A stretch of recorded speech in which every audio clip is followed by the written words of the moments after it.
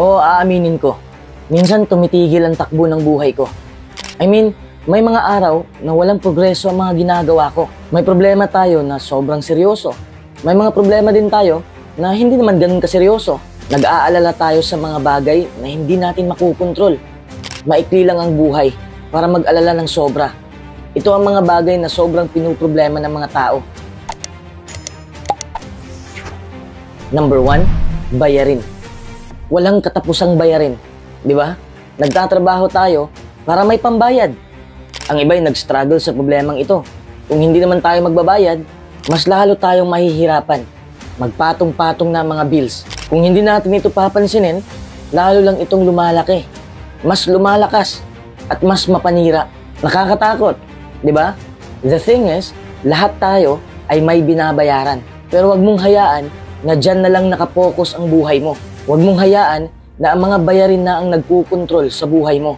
Oo, alam kong napakadali lang magsabi na huwag mag-alala sa mga bayarin. Alam ng lahat na hindi magandang mag-alala na lang tungkol sa mga bayarin. Ngunit kapag nalulunod ka na sa utang at wala kang sapat na kita, magulo talaga ang isipan mo. Uulitin ko, huwag kang masyadong mag-alala sa mga bayarin mo. I can assure you, kung mawawala man ang mga bagay sa buhay mo, hindi ka mamamatay. Pero pag-aalala ng sobra, ay magpapaikli ng buhay mo. Itatak niyan sa isip mo.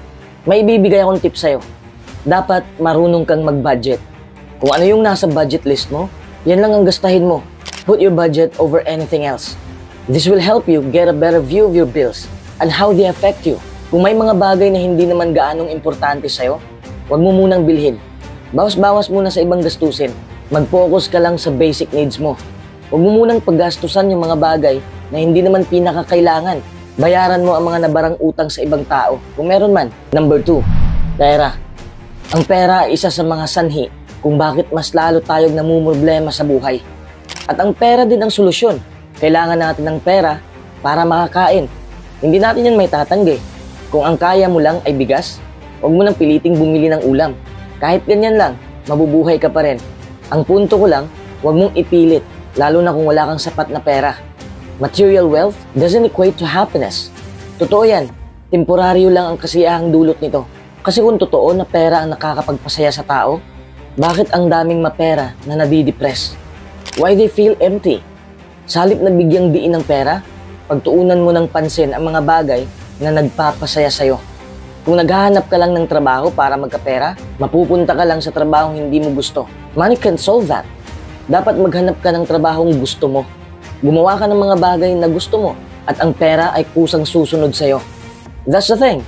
People who pursue their dreams and passions always have more fulfilling stages than those motivated by money. Number 3, nakaraan. Ano pa ang magagawa mo sa nakaraan mo? Wala na. Hindi mo na yun mababalikan. Hindi mo na matwist ang pangyayari. Nangyari na ang lahat.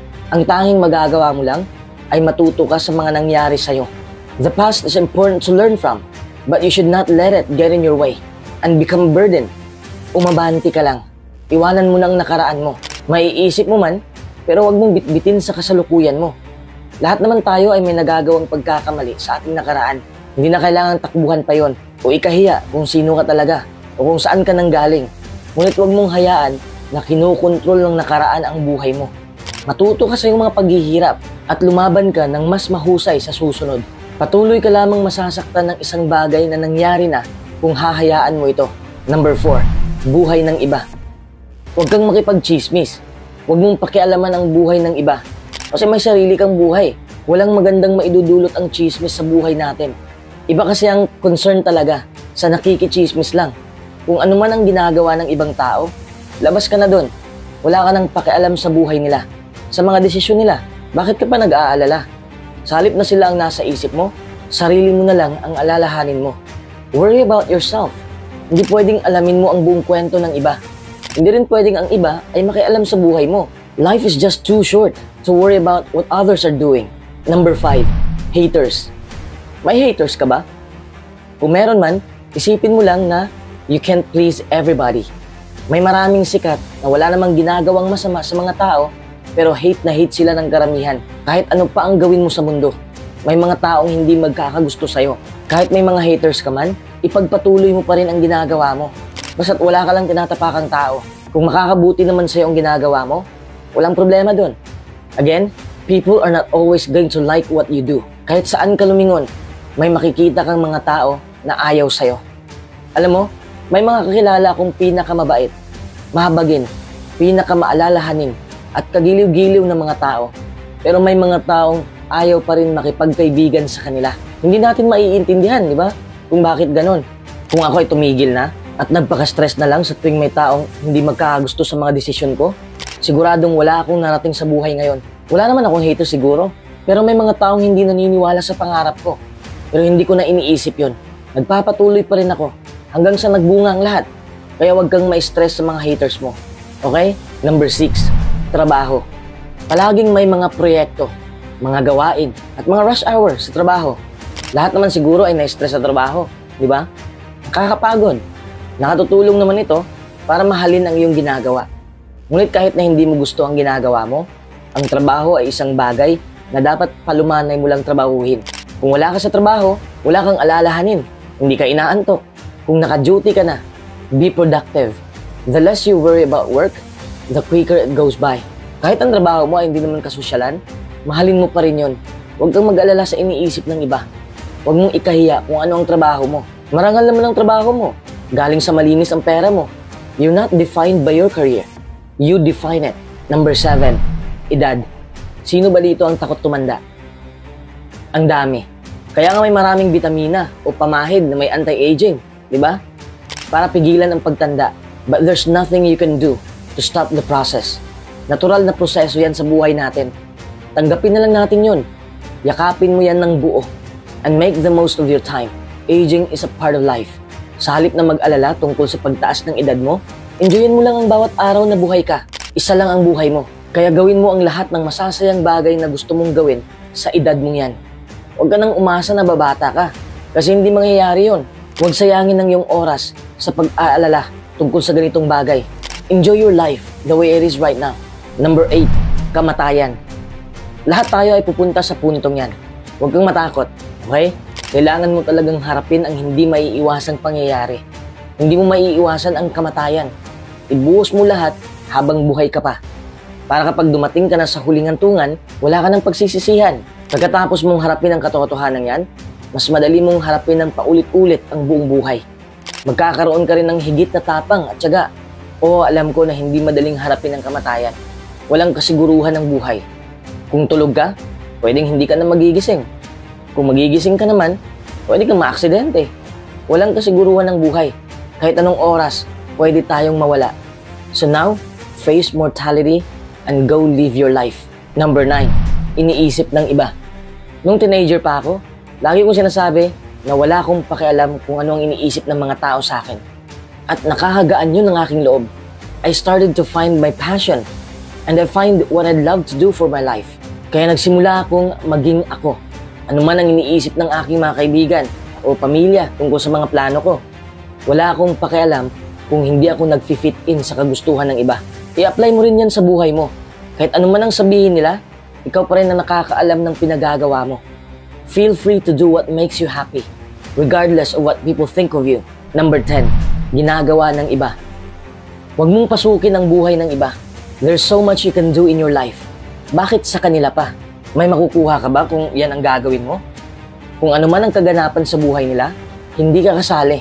Don't worry about what other people are doing. They're not paying your bills. They're not putting food in your table. Ang problema nila ay hindi mo problema. At walang dahilan para makisawsaw sa buhay nila. Kung palagi ka lang nakasubaybay sa buhay ng iba, maliligaw ka sa sarili mong landas. Yes, you will never get ahead in life.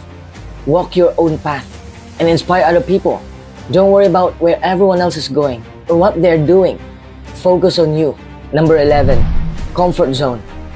May oras pa para magplano.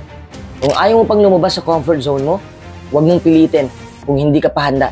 I understand that it's nice to have somewhere safe and comfortable to lay your head at night. Comfort foods and our comfort zone are important aspects of our life. And it's difficult to feel comfortable if you're not safe. This is why some aspect of safety and comfort is necessary. Pero hindi pwedeng ganyan na lang palagi ang buhay mo. Paano ka matututo kung wala kang ibang ginawang kakaiba? Sooner or later, you're going to have to break out of your comfort zone and experience real life. Taking chances is important in life. If you never take chances, you will never stand up for yourself. And you will likely not have very much fun. You only live once. Number 12, pagkakamali. Huwag kang masyadong mag-alala kapag nagkamali ka. Walang perpektong tao. Kahit anong gawin mo, magkakamali ka talaga.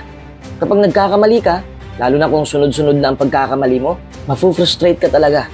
Mawawalan ka na ng gana sa buhay. Feels like everything is falling apart. Ang stress ay maaaring mag-compound kapag palagi mo yung iniisip. It's okay to make mistakes. You may need to pay some sort of retribution for your mistake. But that which doesn't kill you only gives you an opportunity to prove who you really are. Alamin mo kung ano ang sanhi ng pagkakamali mo at kung ano ang maaari mong gawin sa susunod na pagkakataon upang maiwasan mo ang mga kamaliang ito. Remember what Thomas Edison said about mistakes being the key to innovation. Number 13, swerte. Ang swerte ay nakadepende kung ano ang ginagawa mo sa buhay. Pero kung minsan, matatalo ka sa laban ng buhay. Minsan mananalo ka. Huwag mong masyadong dibdibin ang pagkatalo mo. Huwag kang maghintay na darating ang iyong swerte. Umaksyon ka para matagpuan mo ang swerte mo. Walang mangyayaring maganda kung wala kang ginagawa. Kung umaasa ka lang na mananalo sa loto, wala namang masama doon. Pero huwag mong itaya lahat sa loto. Huwag kang umasa sa lottery lang. Work with what you have. By pursuing your dreams and goals, you will feel like you already won. Swerte ka na. Number 14, hinaharap. Hindi mo pa alam kung ano ang mangyayari. Huwag mong pangunahan. If you don't start something because you're scared of all the things that may go wrong, you're probably better off. Because you can't be successful if you don't know how to react when faced with adversity. Gaano man kahusay ang iyong mga plano, minsan may mangyayaring mali. Stop letting what might go wrong stop you from doing what might go right. Start taking actions and stop procrastinating. Number 15, pag-aalala. Sa sobrang pag-aalala mo, nag-aalala ka na. Kung naiipit ka na sa siklong ito, mahihirapan ka na makalabas. Although you're better off not doing it, there's nothing wrong with worrying. Worrying about worrying is a good sign you need to stop it. Kung nandito ka na sa sitwasyong ito, ang unang bagay na kailangan mong tandaan ay huminga ka lang ng malalim. Stop getting frustrated with yourself. Number 16, nagtaas ang presyo. Price is not everything. Kung nagtaasan ng presyo ng mga bilihin, wala ka namang control doon. Magsimula kang mabahala kung mahal ang produkto tapos hindi naman di kalidad. Yes, quality is an important aspect in life. Number 17, maliit na bagay. Kung maliit na bagay lang yan, tama na ang tamang pag-aalala. Huwag lang sobra. Don't sweat the small stuff. Little things go wrong every day in our lives. May mga maliit na bagay na nakakasira ng mood mo. Pero kung i-consider mo yan na bad day, you're archiving your life the wrong way. Instead of getting frustrated by the little things, focus on all the positives. There are entirely too many great things happening on a day-to-day basis to worry about the little annoyances in life. Right? Number 18, mga bagay na hindi mo makukontrol. Kung wala yan sa kontrol mo, wala kang magagawa. Ang isipin mo na lang, walang mananatili sa buhay mo. These too shall pass. Everything is temporary. The general idea is to stop yourself from getting annoyed about that which is outside your control. Hindi natin makukontrol ang lagay ng panahon. Hindi natin makukontrol ang pagtaas ng presyo ng mga bilihin. Hindi natin makukontrol ang traffic, ang mga natural na sakuna. Ang tanging makukontrol mo lang ay ang iyong ugali at pananaw mo sa iyong buhay. The easiest way to reduce stress is to stop thinking about all the stuff you can't control.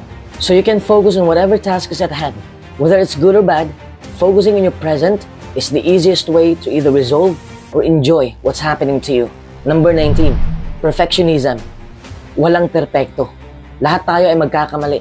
May kamalian tayong nagawa at magagawa pa. Life's too short to dwell on anything for too long. Unless it makes you feel happy and fulfilled, sure you will make mistakes along the way. But that's part of the fun. Stop wasting your time trying to be faultless. Because you can't. Test your own boundaries and you will begin to enjoy life so much more.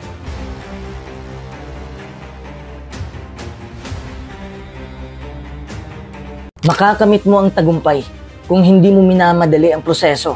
Habaan mo naman ang pasensya mo. Halos lahat ng tao gusto agad-agad makukuha nila ang kanilang inaasam-asam. Ayaw nilang maghintay. Madali lang silang mabagot. Pero hindi ganun ang realidad. Kahit pilitin mo man, mahihirapan ka lang.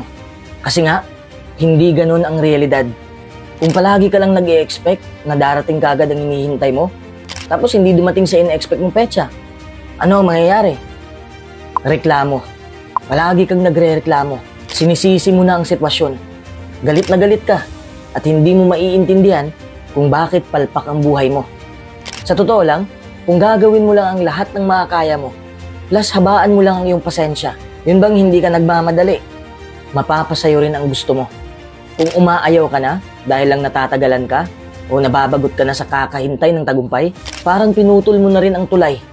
Ang tulay na dinadaanan mo patungo sa iyong tagumpay. Kahit gaano ka pa kabait, kahit gaano ka pa kapursigido, makakaranas ka pa rin ng pagsubok sa buhay. Hindi mo yan maiiwasan. Ibig sabihin, kung susuko ka na kagad dahil lang tinamaan ka ng matinding pagsubok, wala na rin ang tagumpay sa'yo. Hindi madaling sungkitin ang pangarap mo. Oo, madali lang mangarap, pero hindi madaling makuha ang pangarap. Hindi yun basta-basta na lang mahahawakan mo. Siguradong matatagalan ka muna bago mo makuha. Kaya minsan sa sobrang hirap, iniwan mo na lang ang pangarap mo sa buhay. Namumuhay ka na lang kung saan madali lang ang lahat. Tapos ikaw pa ang may ganang magreklamo kung bakit nandyan ka pa rin sa sitwasyon mo. Hindi mo naman talaga gusto. Binitawan mo ang unang mong pangarap dahil hindi mo nakayanan ang pagsubok. Tapos iniba mo na naman ang pangarap mo. Hindi mo pa nga natapos ang una, lumipat ka na. Hindi po pwede yon. Subukan mo muna. Huwag kang sumuko kagad kasama ang kahirapan sa buhay. Lalo na kung may hinahabol tayong pangarap. Lalong-lalo na sa panahong ito. Puno na ang mundo ng mga nakakaingganyang mga bagay. Mas madali lang tayong lumipat ng iba't ibang direksyon. Kaya minsan, nalilito na tayo kung ano ba ang uunahin natin. Nararanasan mo na ba yan? Yung may pangarap ka nga, pero hindi mo alam kung ano ang uunahin. Alam mo ba kung bakit ka nalilito? Dahil sa dami mong kagustuhan sa buhay na pinagsabay mo. Hindi mo pa nga nakuha ang isa, may gusto ka na namang isa. Diyan papasok ang salitang kontento. Dapat makontento ka. Hindi ko sinasabi na makontento ka sa buhay na hindi mo gusto. Ibig kong sabihin, pahalagahan mo ang mga bagay na nakamit mo na. Kahit maliit lang yan, namnamin mo muna ang tagumpay na yan bago ka mag-proceed sa iba na namang kagustuhan mo. Hindi naman kita masisisi dahil talagang nakaka-impluwensya ang mga bagay sa mundo. There will always be something that looks better. Kaya nakapokus ka na lang sa bagay na yun. But don't fall for it. It's a trap. Dapat alam mo kung paano magdesisyon ng tama. Dapat ang desisyon mo ay pangmatagalan. Anong ibig kong sabihin? Yun bang nagdesisyon ka ngayon na aksyonan mo ang kagustuhan mo, tapos sa susunod na araw, hindi mo pa rin nakukuha. Mag-stick ka pa rin. Hindi yung isang desisyon lang, tapos desisyon na naman ng bago. Don't change your decision too fast. Ang taong hindi nagtatagumpay ay ang mga taong walang desisyon sa buhay. Wala ka talagang masusungkit na tagumpay kung ganyan ang kinikilos mo, kung ganyan ang ugali mo. It's hard to achieve or to attain a monumental goal, even in the best of circumstances. It takes true grit and effort. Dapat magsikap ka. You work hard and also work smart. Kung matatag ka sa pisikal, dapat kasama ang mentalidad mo. Dugot pawis ang nakasalalay sa bawat pagharap mo sa mga pagsubok sa buhay. But the problem is not in giving up on the goal that we set for ourselves. It's not so much about losing a certain amount of weight or attaining a certain level of net worth. It's more so about the impact and the legacy that you leave in this world. At kung susuko ka na ngayon, paano mo ipagpapatuloy ang mga nasimulan mo? Paano mo mahahawakan ang tamis ng tagumpay? Paano na ang pangarap mo? Paano na ang pangarap mo para sa pamilya mo? Kailangan mong maunawaan na ang pangarap natin sa buhay ay madali lang isipin, pero napakahirap abutin. Sinasabi ko ang katotohanan na yan para hindi ka umasa o magmadali. Mahirap man abutin, pero hindi ito imposible. Kung may pangarap ka, simula ngayon, dapat inaaksyonan mo na. Huwag mong ipagpaliban bukas. Paano kung bukas wala ka na?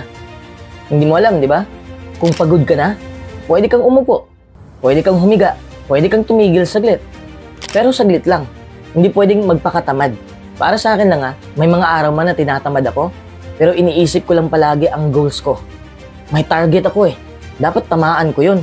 Kaya palagi akong umaaksyon. Wala na akong panahon sa mga walang kwentang bagay na kumakain sa oras ko.